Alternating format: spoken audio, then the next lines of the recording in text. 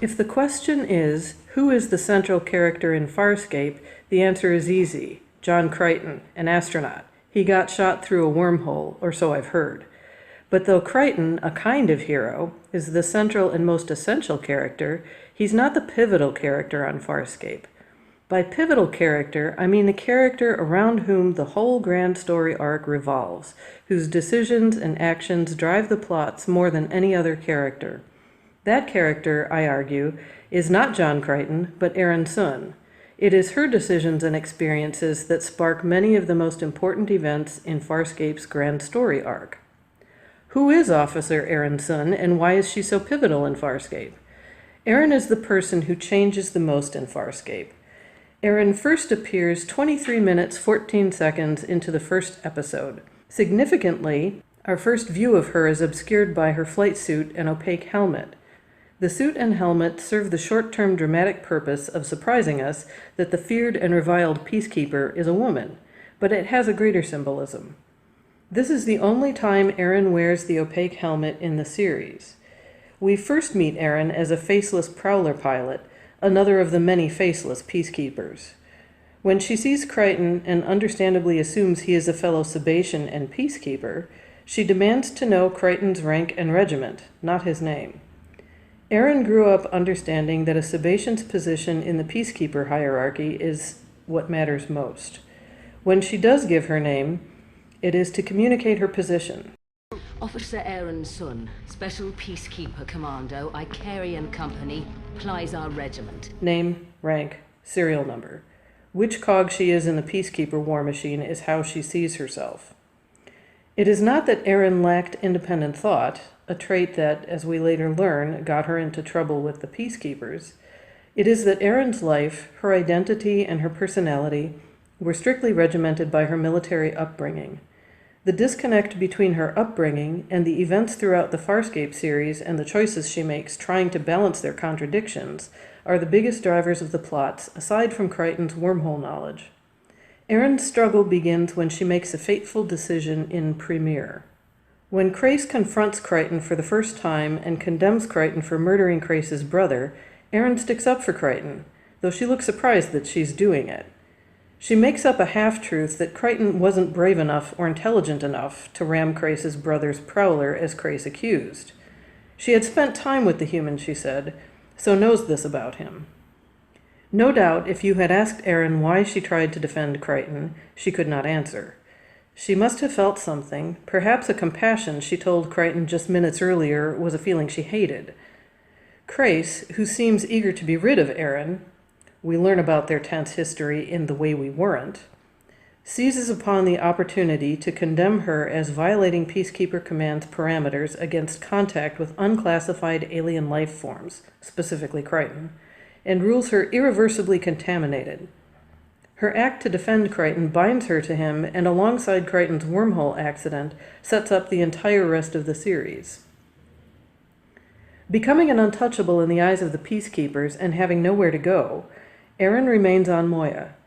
Aeryn shares Crichton's plight of needing to learn a new way of acting in a strange environment, but she also needs to learn who she is.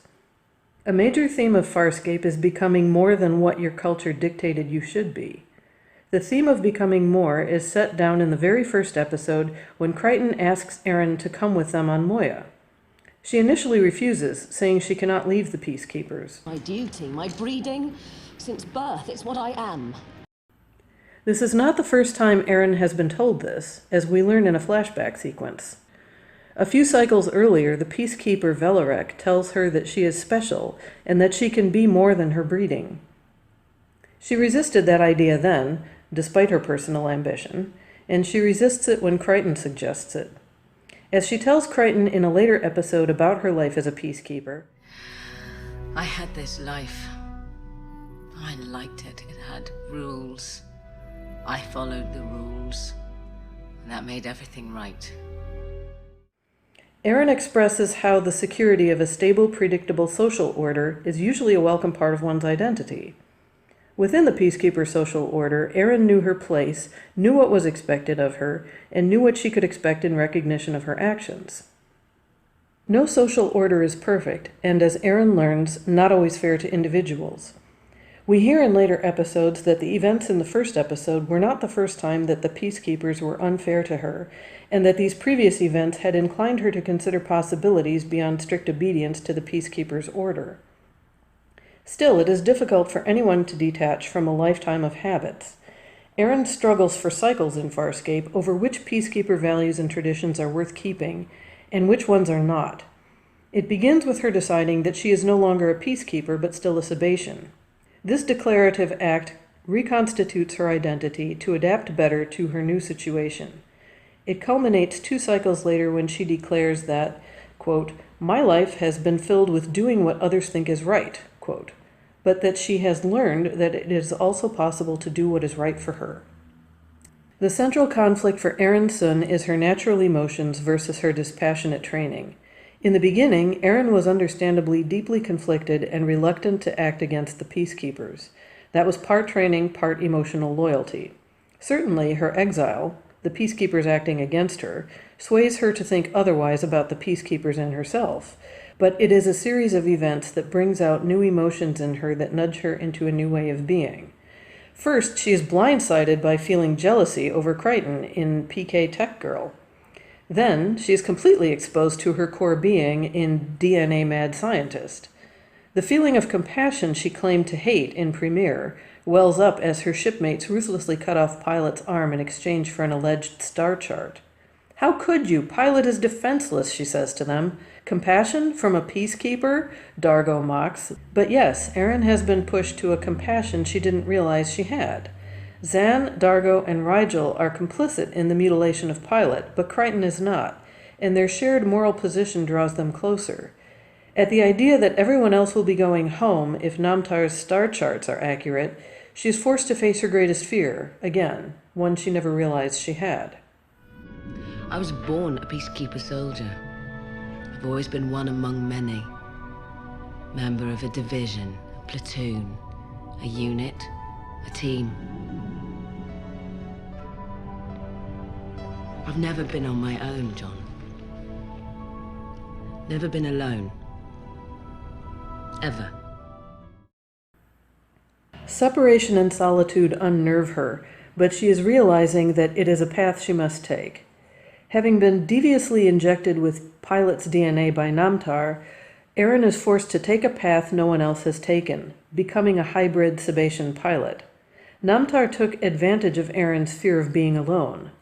Originally uninterested in his experiments that located planets by DNA, she went back to him because, as she tells Crichton, I wanted him to find me a place where I could belong. I didn't want to get left behind. I'm so scared.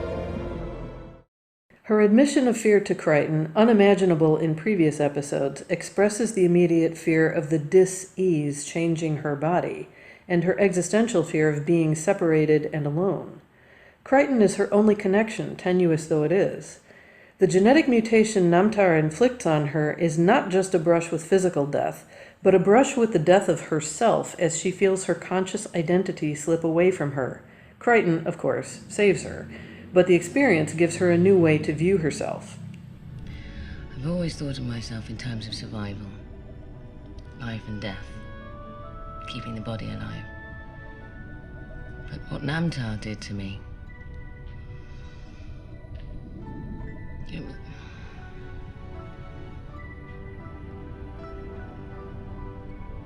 It was me. Inside. The real me. What she learns in her near-self-death experience is how to look inward to herself, not just outward to how her environment defines her. When Aeryn suffers a life-threatening injury, her first instinct is to adopt about her injury a passive, fatalistic peacekeeper attitude. When Crichton risks his life to save hers, she goes against everything she's known by participating in an attack on a peacekeeper base to rescue him. During the rescue, Aeryn happens across Crace, now Scorpius's prisoner trapped in the Aurora chair. She has a fortuitous opportunity for catharsis. She takes full advantage of the opportunity, introducing herself to him as irreversibly contaminated, the pariah status to which he reduced her. As she mocks him, he reminds her that as a peacekeeper she took an oath of obedience and that she is a peacekeeper for life. She reminds him that she is no longer a peacekeeper, something he made happen, causing her to lose everything. In a moment we all wish we could have for ourselves, she looks her tormentor straight in the eyes and says, Do you know what I learned while I was away from you? Everything I lost isn't worth a damn. And I don't want to go back to your past. I order you! You order me! You will never order me again. Her complicity against the peacekeepers deepens in the next episodes as her allegiances shift from the peacekeepers to her companions. Watching Moya give birth to Talon and her former commanding officer Crais being drummed out of the peacekeepers reaffirm her feelings that she is now an independent Sebacean. In Mind the Baby, her separation from the peacekeepers is complete when she makes a deal with Crais, who now also no longer considers himself a peacekeeper. She is now fully a member of the family on Moya. She is still a warrior, but of a different kind.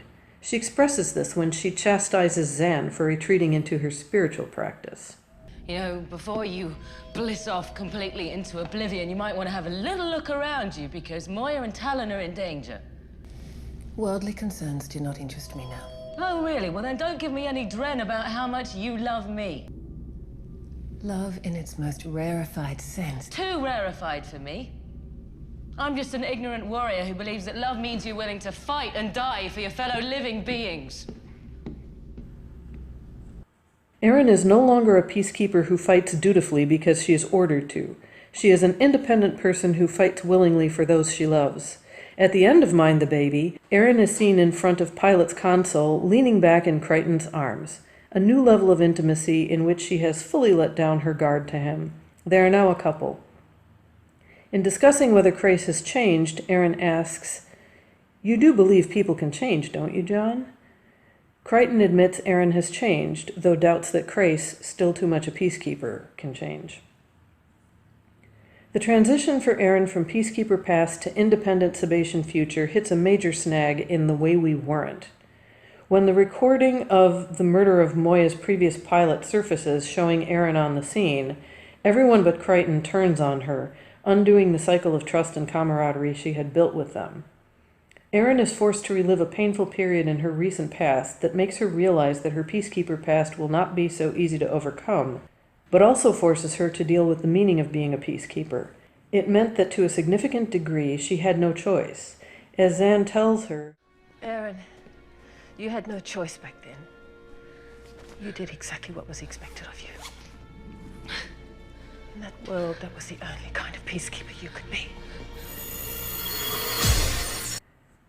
being a peacekeeper meant a certain way of being, as Zan states. The flashbacks in The Way We Weren't show the peacekeepers as almost like the Nazis in their unsympathetic brutality. Yes, Aeryn says in the episode, I was a peacekeeper. Things were different then. Aeryn was complicit in the murder of Moya's first pilot, and she was guilty of betraying Velarek, the first man with whom she emotionally bonded, and for as little reward as being switched assignments. Reminded of the selfish peacekeeper she used to be, she hates herself, then is surprised to discover that Pilot feels the same way about himself because he was also complicit in the murder of Moya's previous pilot because he selfishly wanted to see the stars aboard a Leviathan. Aeryn and Pilot begin to forgive each other and themselves, attempting to turn the page from their past imprisoned by the peacekeepers. Alas, reconciling with one's violent past and moving beyond it are not the same as opening one's heart. Aeryn finds it far easier to learn how to not shoot think first later in life than to learn how to be vulnerable enough to allow herself to love. In the beginning, peacekeeper Aeryn Sun found Crichton merely interesting. But that soon turned into attraction, then a kind of relationship. The burgeoning relationship lasted only until the events in Look at the Princess Part 1. Empress Novia gave Crichton a simple choice. My daughter or that abomination. Choose. The abomination, of course, being Scorpius, who by season 2 had become the central villain. The daughter being Princess Catrala, who Crichton must marry to prevent the Empress from handing him over to Scorpius.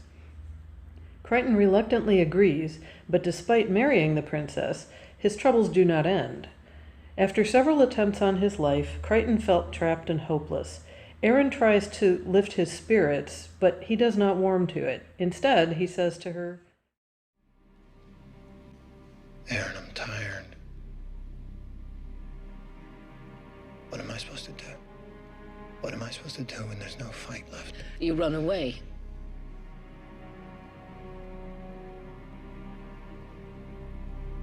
With you?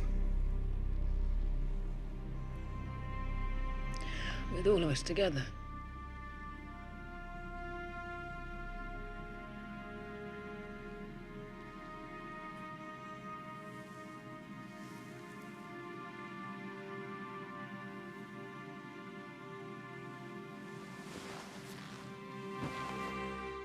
Wrong answer. Yes, of course, with everyone on Moya, but at that moment, Crichton needed to hear from her.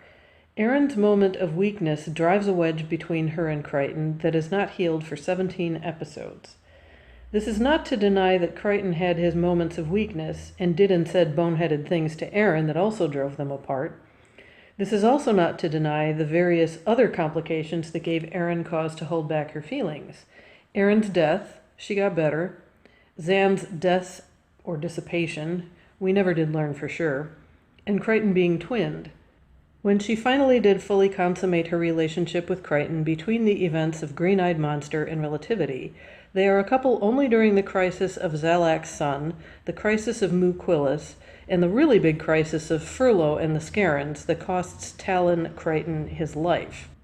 That understandably messes Aeryn up badly, and her lucky option of being able to rekindle the relationship with the very willing Moya Crichton is understandably not so easy for her. Her decision to leave Moya and her inhabitants is mainly motivated by her fear of her feelings for Crichton. As she tells him, though the tragic events aboard Scorpius's command carrier certainly strengthened her motivation to run away. She first decides to handle her problems the old-fashioned peacekeeper way, by killing someone. And then she returns to Moya and says to Crichton she wants to stay. She is not as upfront with him as she could be that she has returned because she wants to be with him, but now Crichton is the intransigent one. He pushes her away, angry that she did not tell him she was pregnant. Whether Crichton was justified in his anger is debatable, as is his decision to take a drug to deaden his feelings for her. A series of mutual faux pas and pig-headedness keep them apart until at the end of Twice Shy, they finally drop their barriers. At the beginning of the next episode, Mental as Anything, we see Aeryn in front of Pilot's console, leaning back in Crichton's arms, exactly as we left them at the end of Mind the Baby. It signals that, in one respect, the 57 episodes in between those embraces were about their journey to get back together in the face of the many, many events that threatened their relationship. During those 57 episodes, Farscape's grand story arc is centered on Scorpius's pursuit of Crichton's wormhole knowledge, but Crichton's beingness is centered on Aeryn, his point of reference, his one constant. And whatever happens to Aeryn, and whatever Aeryn does, is the center of Crichton's thoughts and actions. This is especially true of his actions in the last 8 episodes, his concern extending to their future child. Thus, Aeryn Sun is the pivotal character of Farscape.